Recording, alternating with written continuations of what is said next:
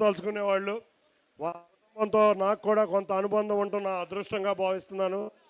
జయకృష్ణ చిన్నప్పుడు ఏదో చబ్బీగా చూసా జయకృష్ణని. చూస్తే చక్కటి హీరోగా, మహేష్ బాబులాగా చక్కటి అందమైన హీరోగా ఇవాళ జయకృష్ణ వస్తున్నారు.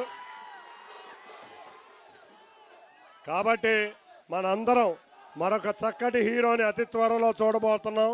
వారిని లాంచ్ చేస్తున్న అశ్విని దత్ గారు ఎంతోమంది ప్రముఖ హీరోల్ని లాంచ్ చేసి మళ్ళీ మన విజయవాడ నగరానికి చెందిన వ్యక్తే. కాబట్టి ఆయన చేతిలో, హిమాలయ చేతిలో జయకృష్ణ గారి భవిష్యత్తు రాబోయే సినిమా ఎంత హిట్ అవుతుంది? సూపర్ హిట్, సూపర్ హిట్ అవ్వాలని కోరుకుంటూ, కృష్ణ గారి విగ్రహం ఆ రోజు ఇక్కడే షూటింగ్ జరిగింది. ఈనాడు సినిమాలో స్టిల్తో విగ్రహాన్ని తయారు చేశారు.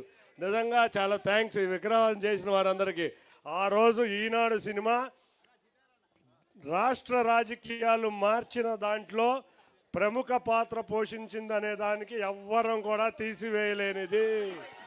తప్పకుండా ఆ సినిమా కృష్ణ గారు ఏ విధంగా ఉన్నారో అదే విధంగా ఈ విజయవాడ నగరానికి మళ్ళీ కృష్ణ గారు గుర్తొచ్చే విధంగా ఆ ఈనాడు సినిమాకి సరిపడే విగ్రహాన్ని స్థాపించిన అందరికీ కూడా పేరు పేరున ధన్యవాదాలు తెలుపుకుంటూ, మరొక్కసారి కృష్ణ గారి అభిమానులకి, మహేష్ గారి అభిమానులకి అందరికీ మన విజయవాడ నగర తరపున జయకృష్ణ మరొక సూపర్ స్టార్గా రావాలని కోరుకుంటూ అందరికీ ధన్యవాదాలు. Thank you.